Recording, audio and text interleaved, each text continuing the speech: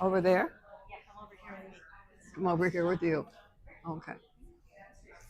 Hello, everybody. Thank you for coming to our March. We're at March already, book sandwiched in. We're so happy that everyone could be here.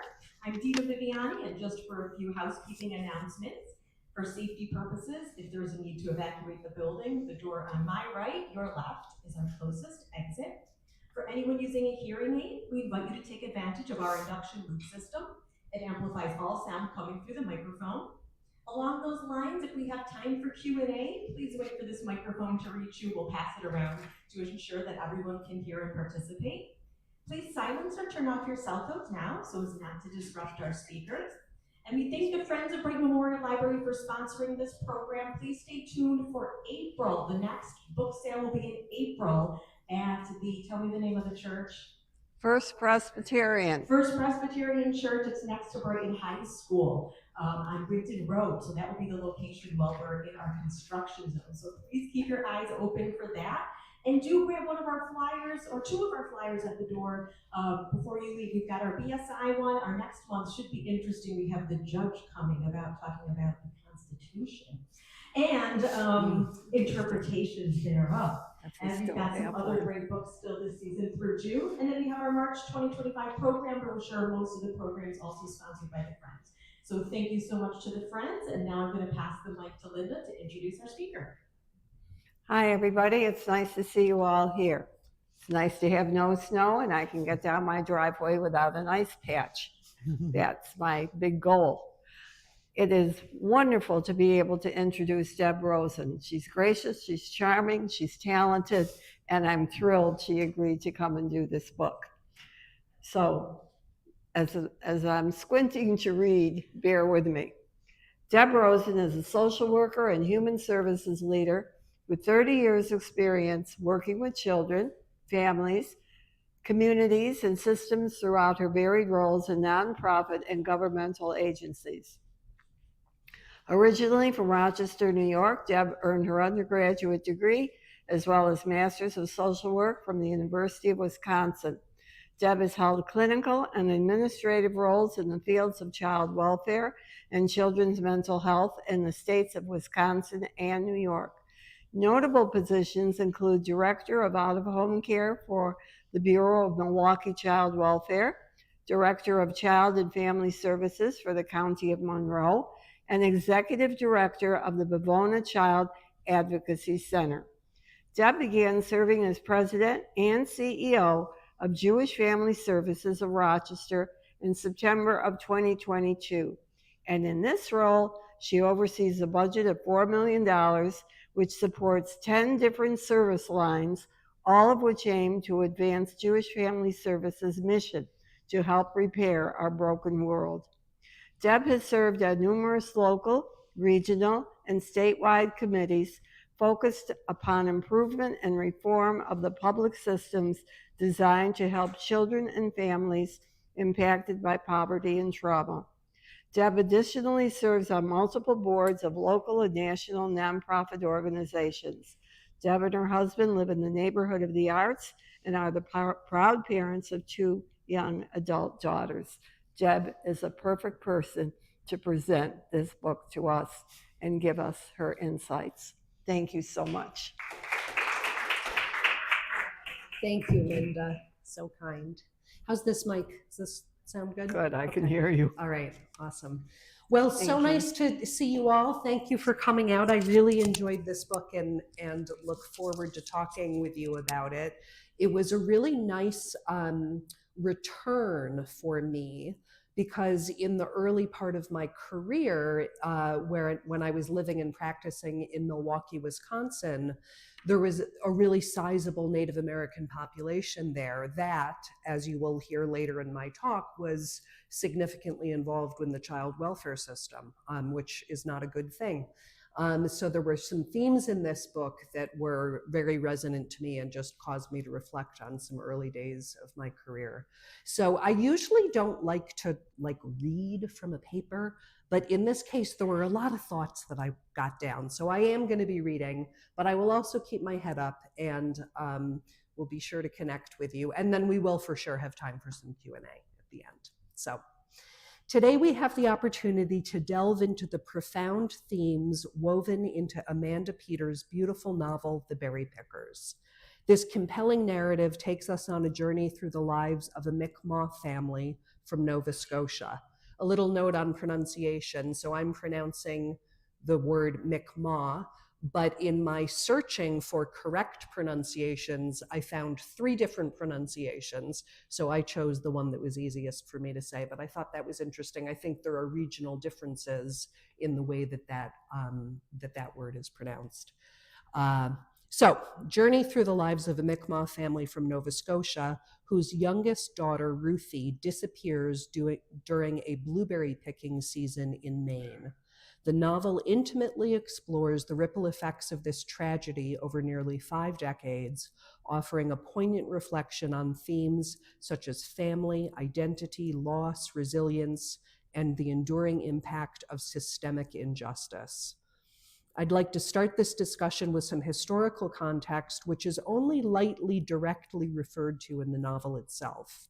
The Mi'kmaq people, indigenous to Canada's Atlantic provinces, have a rich cultural heritage that has been profoundly impacted by colonial policies, which have included large-scale land theft and the outright persecution of the Mi'kmaq culture and way of life. One of the most egregious examples of this was the establishment of residential or boarding schools designed to assimilate Indigenous children by eradicating language, tradition, and identity. Thousands of Indigenous children were forcibly placed in these schools within the US and Canada, which were rife with physical, emotional, and sexual abuse, which is very extensively documented. Specific to the Mi'kmaq experience, the Shubenacadie Indian Residential School in Nova Scotia, which operated from 1930 to 1967, as late as 1967, was the sole residential school in the Maritime provinces. During its operation, over 1,000 Mi'kmaq children were forcibly removed from their families and communities to attend this institution. The school's mission was to suppress Indigenous cultures and languages, a policy the Truth and Reconciliation Commission of Canada has since recognized as cultural genocide.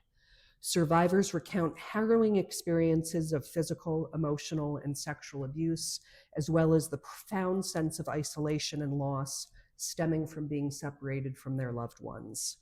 The intergenerational trauma resulting from these experiences has had lasting effects on Mi'kmaq communities, contributing to cycles of grief, loss of cultural identity, and systemic challenges that persist to this day. So we must place the story of Ruthie and her family in this context of profound intergenerational trauma, and understand that the story speaks not just for one Indigenous child, but thousands who lost the safety of their family's hearth through forcible displacement. At its core, The Berry Pickers is a testament to both the strength and the vulnerability of family ties. The disappearance of little Ruthie serves as a catalyst that forever alters the fabric of her family's existence. Each member grapples with the void left by her absence, manifesting various forms of grief, guilt, and longing. Ultimately, the family's profound bond prevails, and the reader is deeply gratified by a kind of emotional and moral justice. But there is much pain along the way. Joe, Ruthie's brother, carries the heavy burden of having been the last to see her, a weight that shapes his life's trajectory.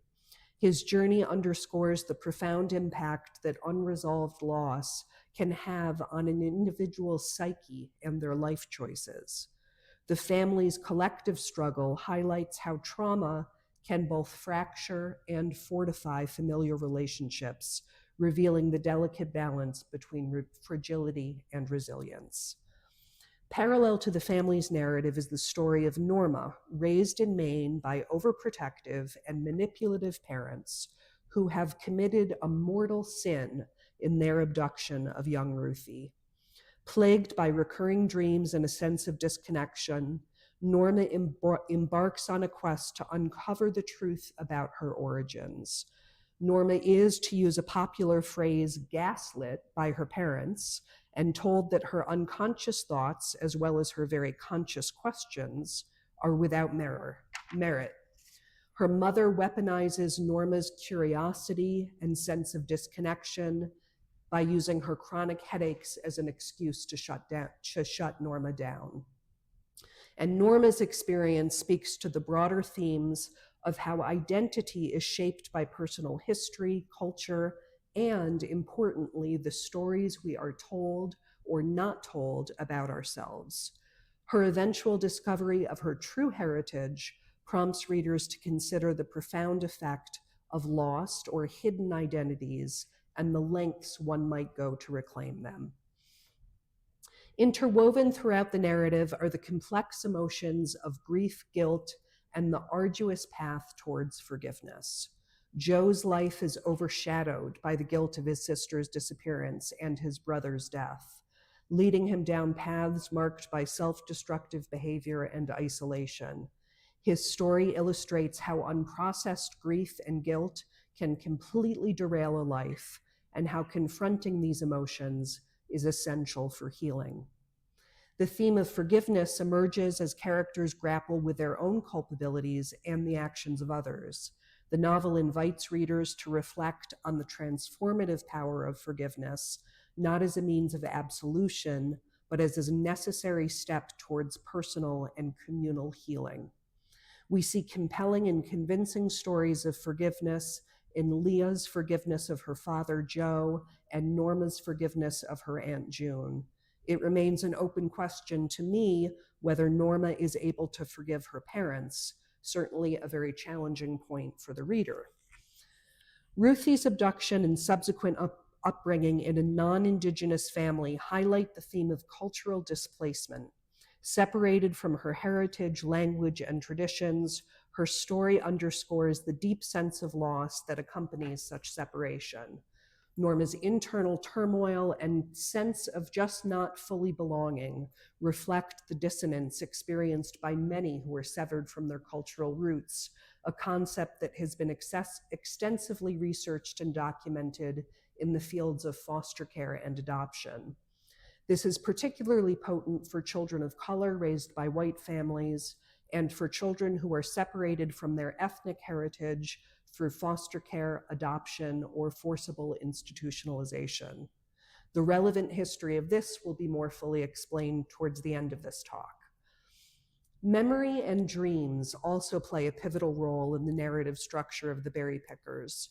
Norma's recurring dreams serve as fragmented memories, though she does not know they are memories, guiding her toward the truth of her past. These elements underscore the idea that the subconscious mind retains connections to our histories, even when they are consciously forgotten or suppressed. The novel suggests that memories, whether clear or obscured, are integral to our sense of self. They act as threads connecting us to our past, our culture, and our identity. In this way, The Berry Pickers highlights the importance of acknowledging and preserving personal and collective histories.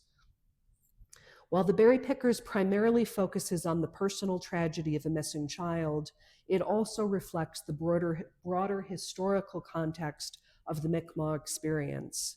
The themes of loss and identity in the novel resonate with the collective trauma endured by Indigenous families affected by the residential school system and domestic adoption of Native children by white families.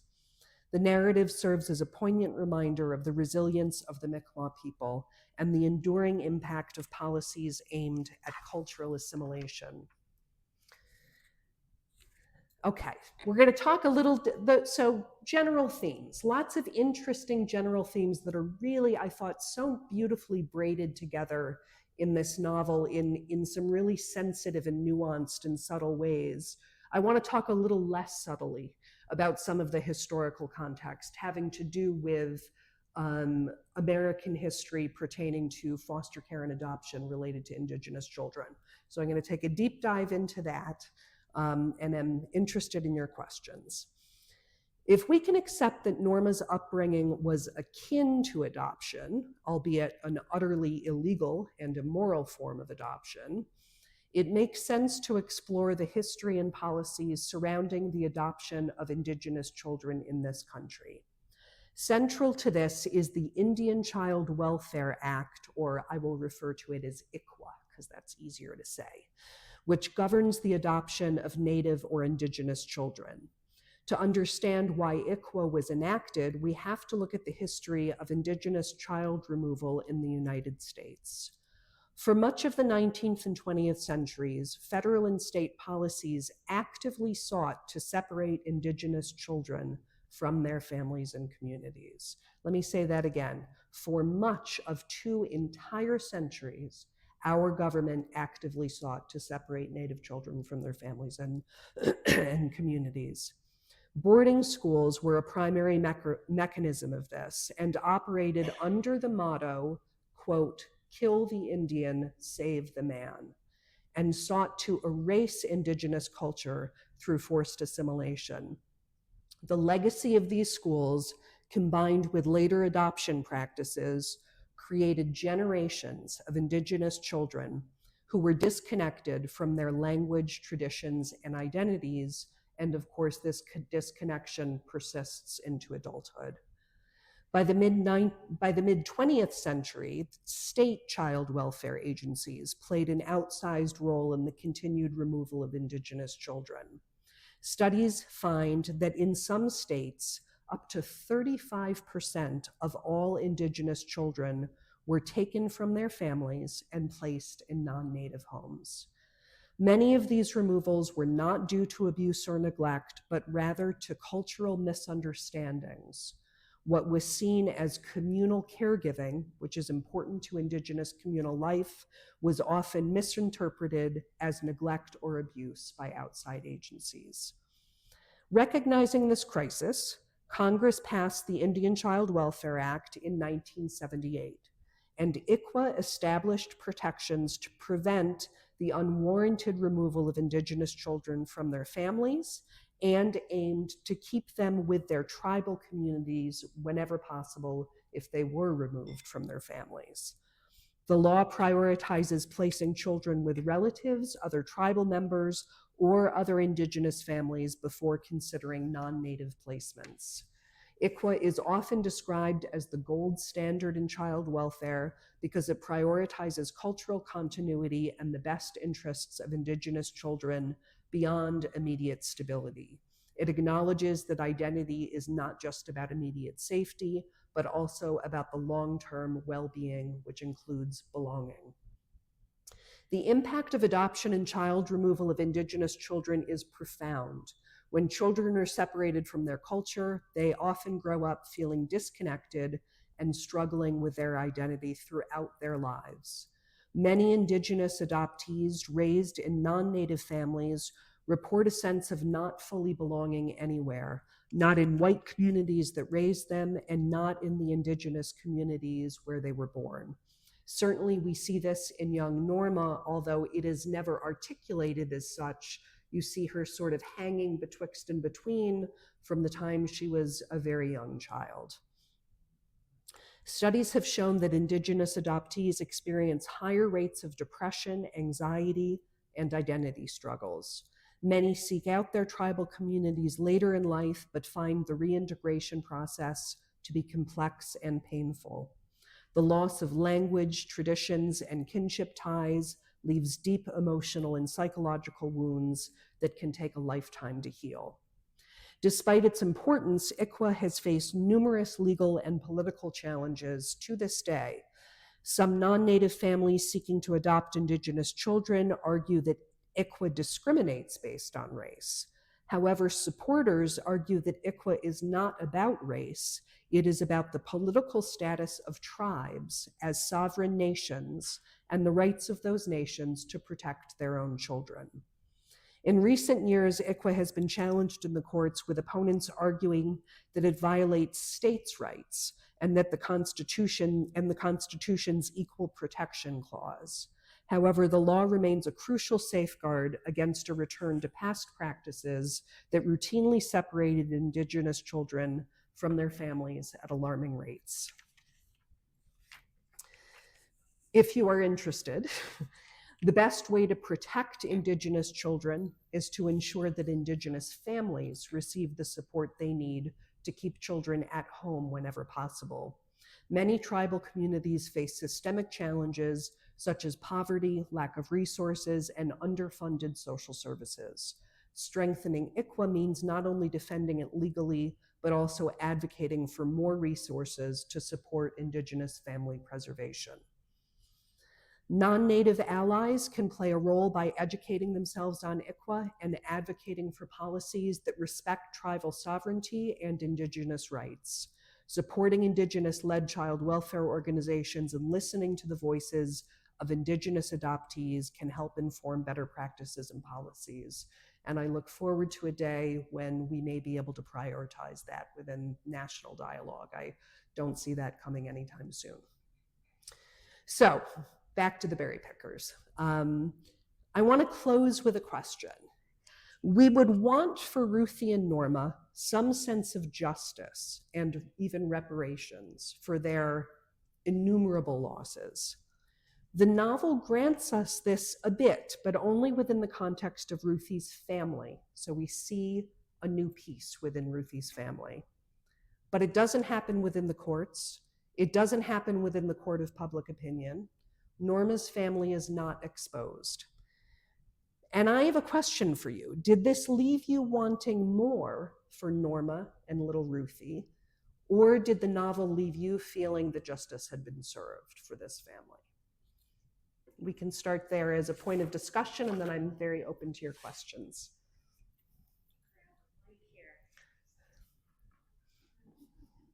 Yeah, for those of you that read the book, and I know that probably some of you didn't.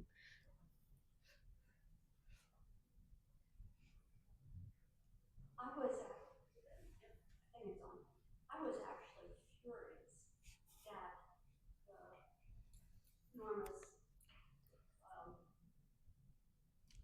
illegal Mm-hmm. a judge was so complicit, and nobody acknowledged that or questioned him. And I just was infuriated, I guess, about that part of the story. And yet I think that's probably how it would have happened. Yeah. But it left me really just screaming. Yeah, it was a nice, I think it was a thoughtful, strategic touch that she made him a judge and really, really made clear this is not just an individual sin, this is a systemic sin. And it's his privilege as a power and power as a judge that enabled this family to get away with this absolutely heinous crime. Can you just, I read the book a while ago, can you just remind us of how the kidnapping happens again? Ruthie's family is in Maine for the blueberry picking season, and little 4-year-old Ruthie is sitting on a rock adjacent to the fields where her family is picking blueberries, where they've picked blueberries every summer for the implication is possibly for generations. And the illegal adopters literally drove by her and made a decision to take her. It was that capricious, just literally scooped her right up and took her. I couldn't remember if it was both the whole couple Yeah. that was there. Yeah.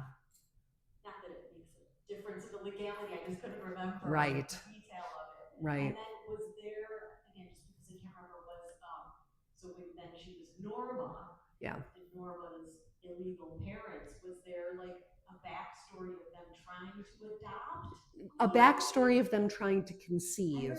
Yes. They tried to adopt. I don't think so. I think that was then what I was like. Yeah. Like, why did you just skip? Like, if you were willing to raise a non-biological child as your own anyway. Yeah. I think the sort of character-based nuance of that is that Norma's mother, I think we were supposed to think that she was really pretty nutso, actually, pretty unstable, I should say, perhaps more politely, and that this was completely impulsive, and that she just completely impulsively did this. And then they kind of rationalized it like, oh, well, she was sitting there by herself. Yeah, no, they rationalized it that she had been abandoned. They told Right. themselves a story that she had been abandoned. Yeah. Any more comments? Yeah, let me come over this way.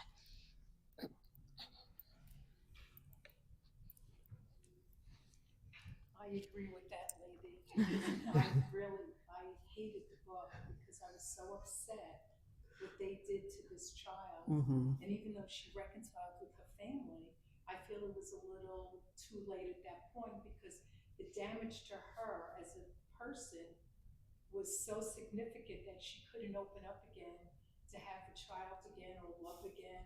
They destroyed her. Yeah. And I hated those people. Yeah. And especially the mother, you know, her with her controlling it. Yep. So I hated the book. No, I can, you know what? I can relate to that. I didn't hate the book, but there were periods that I was having such an aversive emotional response because I hated those parents so much that I was like, I'm not enjoying this, but I did like the book. No, I mean, I refer to it as a mortal sin. It is truly an incredibly violent and immoral act that was committed, and they got away with it completely. In rethinking this book and what happened, and I know there were many court cases of Caucasian parents who adopted indigenous children and loved them dearly, and the children were taken away from them, and that's heartbreaking too, because they'd had them for many years. They shouldn't have had them to begin with, but you know, people are human. But I'm thinking of other situations in life where it was not one child that was taken, but hundreds or thousands. For example, the Russians who took the Ukrainian children. What's going to happen to them, to their identity, to their being? What about during the Holocaust, the Jewish children whose parents placed them with people, and a lot with the church, who, if they survived, were never given their children back? Yeah. I mean, this is happening in modern history and reality in our lifetime. So what about these people? Yeah, and it is the forcible separation of children from their families through whatever means is one of the criteria of a genocide. So, I mean, the large scale weaponization of parental ties to children is it staggers the mind because it's so incredibly cruel. And because we all as human beings appreciate what a devastating impact that is. But you're right that this is not the only story in which that's happened. Yeah. So I'm thinking about earlier the Korean adoption in this country and the Chinese. I mean, how common it was not that long ago. Yeah. And everything I've read about these children as they grow up is just like this same confusion that they don't fit in either way, and many of them go back and look for their birth parents. Yeah. It seems so common. Well, I want to just be, yes. So yes to all you said. I just want to be careful to delineate between the kind of abduction that we read about in this story and the scale of the residential boarding schools from, let's call it, the modern system of international adoption. There are some critics of international adoption that would say that it is a quasi-criminal enterprise.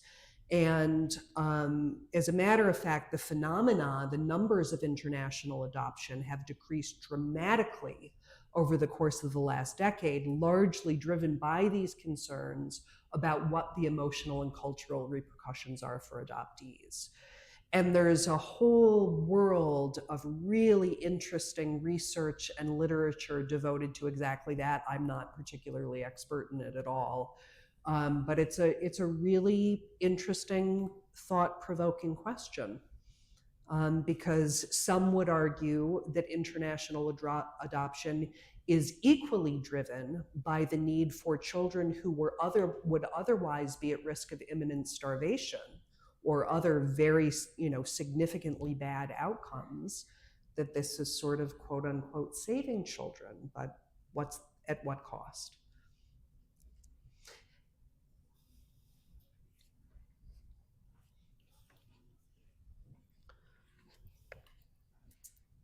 I was struck after reading this of a movie I saw about Argentina, The Official Story. Oh yeah. And I think even though they were all white, Mm-hmm. where they took during the military coup, that these children grew up, they always grew up knowing there's something missing, or not maybe missing, but they're confused Mm-hmm. because they don't see genetically perhaps something about themselves. And also in that particular story, the mother sensed it, that she had a conscience. Yeah. And she really knew, she figured it out eventually that the child had been stolen, basically. So I think it happens in different circumstances around the world. Yeah. Yeah, that movie, so powerful. Terrible. I must have seen it, 30 years ago, maybe it came out? I used to teach Spanish and I showed it everywhere to my students. Oh, great. Just to, I mean, not just for human rights, but for the Spanish. Yeah. I every time I saw it, it hit me. Yeah. This is, as hard as it is. Yeah. Yeah, if you haven't seen The Official Story, really, really amazing movie. Can you speak to adoption in general and institutional trauma? Yeah, I'll try anyway, because they're just really complex topics. So at the very end of this little talk I just gave, I say, if you want to help Indigenous children, help Indigenous families. And I think that sort of sums up much of my thoughts about, and feelings about adoption, which is that there is a certain percentage of adoptions that take place because a biological family is not equipped and resourced to healthfully and safely raise a child, but they would like to. They would like to have those resources because they love their child. And I think this is true of international adoption as well as domestic adoption, which largely happens within the context of foster care. So some of what I just said about adoption also applies to foster care, which is, and I know this from a lot of years of experience working specifically in the child welfare system, that many, many foster placements are preventable should resources be allocated to a birth family to facilitate their ability to safely care for that child. So I think that a real problem is that institutions fail people because of the ways in which they are informed by conscious and unconscious bias, and because of mistakes in decision making, and culture, which can also be informed by cultural bias. So I think adoption is a really tricky and tough thing. And I say that within a personal context of having a number of very dear loved ones in my life who have adopted children or were adopted themselves as children. And I want to also respect that they have had really wonderful childhoods and they are deeply invested in those family bonds. And it is really optimal and really important for adoptive parents to be thinking about these questions themselves and to be saying, do I somehow have a right to this child that supersedes the right of their biological parents? And if so, is that okay? And how did that come to be? So very complicated. I'm a little bit rambling and I apologize for that, but these are really complicated things. Institutional trauma. So there is an abundance of research that tells us that young people that are placed in residential settings, particularly residential settings related to juvenile justice and mental health and child welfare needs. So the reasons that children get placed in institutional care, the outcomes of that care are very, very poor. There is a couple of generations of research that tells us that young people that experienced institutional care for any period of time have dramatically higher rates of all sorts of mental health related things, but also medical illnesses, early rates of death, and involvement in the prison system, as well as being at very high risk of losing custody of their own children at some point. So there is a preponderance of evidence that tells us that institutional care is it's not just not optimal, that it is actually not safe for young people. The outcomes tell us it's not safe. And as a result, there is a whole movement of practice reform to prevent the placement of children in residential settings.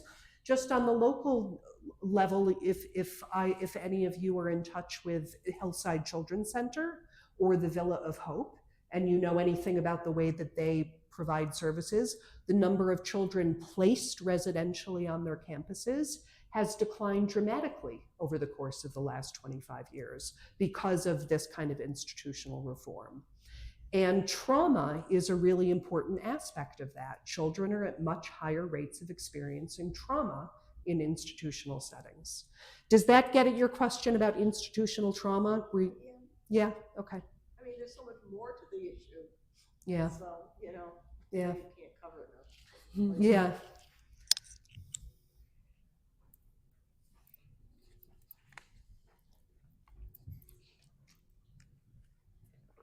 I'm struck by how societies sanction this kind of behavior. Well, England traditionally sends at least the aristocracy send their children to boarding schools. Yes. And I don't know anything about how that's worked out, but it's been long-standing, so obviously it works out somehow. Very different systems. So boarding schools in the sense of private education, which, we have in this country too, in which families voluntarily send their children and children voluntarily participate, or let's hope voluntarily, and are afforded all sorts of resources for their education and well-being. Very different than the residential or boarding schools within the Indian child welfare system. So they have better resources, essentially. I mean, vastly better resources. Yeah, totally different kinds of entities. The other thing that comes to mind is how our country is behaving right now with immigrants and their families. Yeah, and including the issue of forcible separation of children from families. That's what I mean. Yeah. I mean, are we really paying attention? Yeah. Can we? Do Yeah. we have the data? Do we have the Mm-hmm. the reportage on Mm-hmm. it? Nobody wants to look at it because we feel helpless and powerless. Yes, we do. Any other comments? Sorry, I'm going around the back. I was wondering when you were talking, Deb, about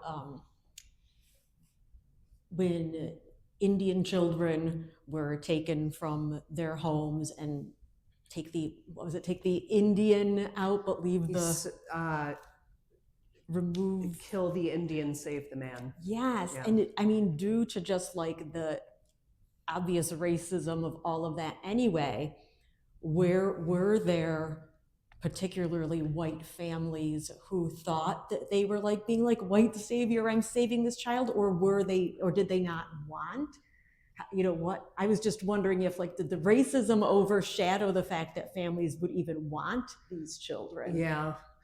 I think that there can be a lot of saviorism in the foster care and adoption um, system, and it's complicated by race and largely fueled by race. And I think that one of the purposes of ICWA was to not subject Indigenous people to those motivations, whether the motivation is overtly racist or just ignorant of culture, to not subject Indigenous children to that. And there's stuff about that has really informed the U.S. actually global conversations about international adoption as well. Again, I am really not expert about that, but these themes are intertwined in, I think, all conversations about transracial, transcultural, transethnic, and international adoption. And then another question, how locally, when you were talking, someone asked, or when you offered how you could help, Yeah. you're like, help basically help the Native communities. Yeah. How locally, are there any local Native communities that we could help? Or failing that, what locally in Monroe County could we do to help just impoverished families who may run into losing their children? Well, there are lots of ways to help impoverished families here in Rochester, largely through giving to the nonprofits that support them. Jewish Family Services being an example of that.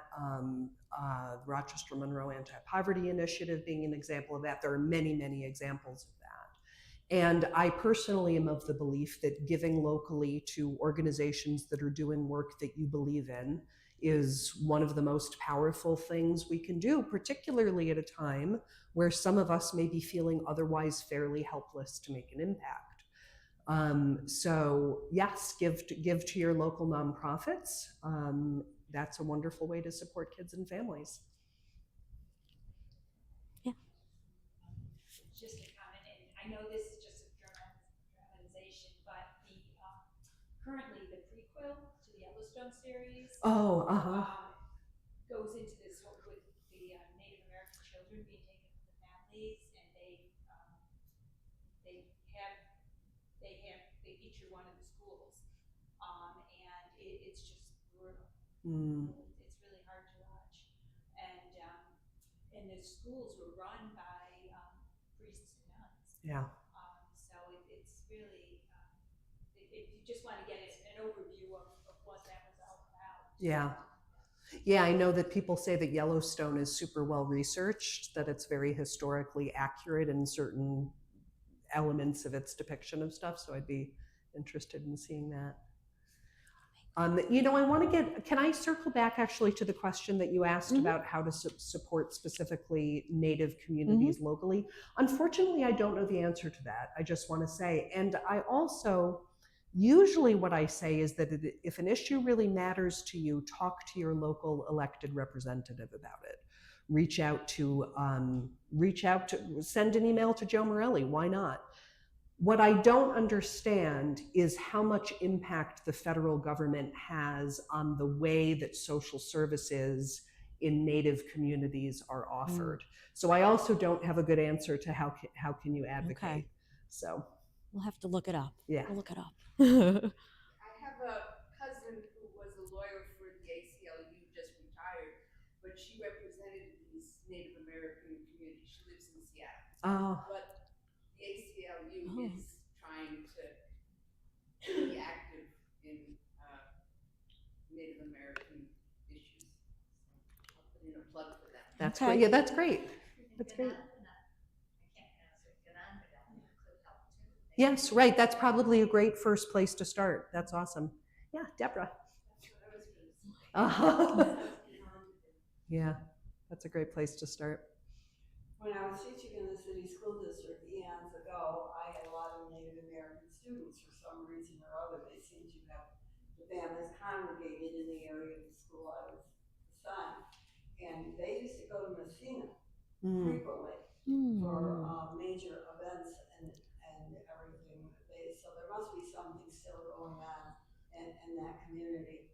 And And the other thing, because I was working with these students, I did a lot of reading, and from the time eons ago to now, I have discovered that the Bureau of American Indian Affairs is the biggest boondoggle in the United States government, bigger than anything else.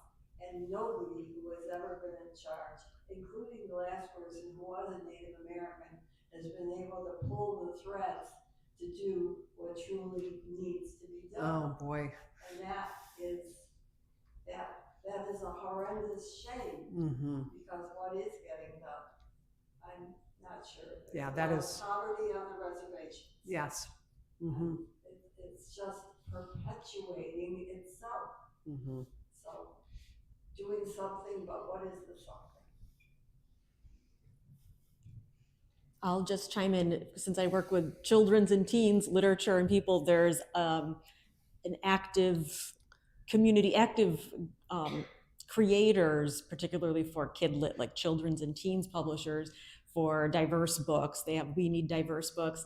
And fortunately, they're HarperCollins Children's Publishing, they have a relatively new imprint called Heart Drum, and it is all stories about and by Indigenous creators. So I'm just putting that out there just to amplify the voices and the stories even of Indigenous people in this country. Heart Drum, if you have any young people who you want to buy books for. And the editor who's heading it, Cynthia Leidig-Smith, she's been a kidlit writer for years and a huge advocate. And she's also a writer, so you can look for her or ask us at the children's desk too if you want any titles, just to amplify voices. Awesome. Does anyone have any other questions or comments? Yeah, let me come over this way and then back there. Thank you. I just wanted to say that I'm working with Indivisible Rochester on their immigration committee. And one of the questions that came up just in the last 2 weeks was, are you willing, the parents are supposed to designate a person to be taking care of their child if they were to get picked up. To me, this is an enormous question. It involves, a white person going to pick up some little child at school that you may not be very connected with, and you do not know how long you're going to be responsible for that child. And I'm just wondering if you know what happens. I mean, it's like an unanswered question. What happens to children whose parents are deported? Yes, and Yeah. what if you're the person who signed up to be their Well, helper or their go get the kid kind of thing? It just seems like a nebulous, lost in space question. it does seem legally super nebulous, and I would have to say that I think that those children would be at extraordinarily high risk of being brought into the child welfare system and being placed in foster care overseen by the county, with a difficult legal road to get them out of that. So I don't know the particulars. It's uncharted territory, but those children would be at tremendous risk of long-term separation from their families. So does that imply that the parents who are being held in deportation sites would not be able to reunite with those children? I just don't know the answer to that. Yeah, I just don't know the answer to that. I think that there would be a lot of barriers to achieving that. I mean, we don't have much information about how it's really going down. So, Here, can we come back here and then I'll bring the mic back up. Just 1 second. I was just thinking about these children that we're talking about, but isn't there another gigantic section of children who have parents who are really not capable of raising their children, even though they're their birth children and they're staying with the birth children? And are we doing enough for those people as well to allow them to become better parents? Yeah.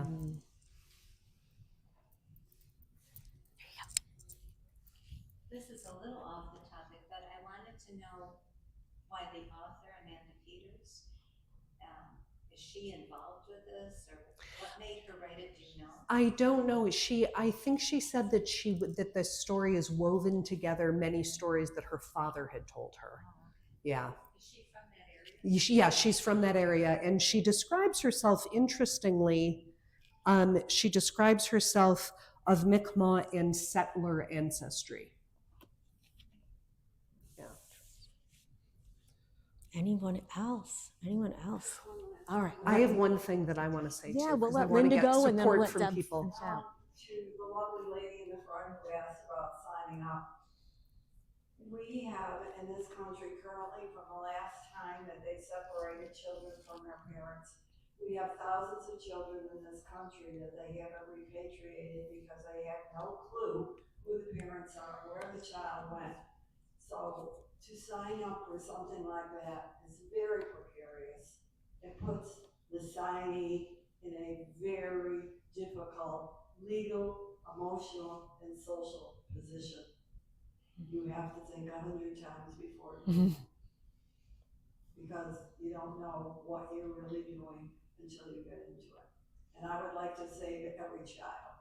Unfortunately, I can't. Deb, what do you got? Okay. The one thing in this book that really didn't ring true to me was that Aunt June said that she did not know about how Norma was acquired by her parents. When the two sisters were so close with each other, and she was so intimately involved in Norma's life from the time she came into the family. Did that strike anyone else as false? Did that jump out at you? Yeah. No, because she took her niece away from the brother when he was calling her name. She did know. She covered it up. She covered it up. But then she lied to Norma. So oh. That's why I hated everybody. Oh, that's why it didn't ring true to me, because it wasn't true. Okay, all right. She said she didn't tell her partner. Alice didn't know. Alice, that's right. She said she didn't. Yeah. Yeah. Okay, thank you. You guys solved it for me. Thank you. I'm so glad I raised that because it was bugging me. Yeah. In the end, she does forgive the aunt. She does. She never really misses a beat from forgiving the aunt. And I was sort of like, are you sure? Yeah. She does forgive her in the end. Yeah. I don't think it was right away. Okay. I had a distorted perception of that. Okay. Thank you so much, Deb. We really appreciate Yeah, it. thank you. Everyone for coming. If you didn't read the book and want to, please stop at the info desk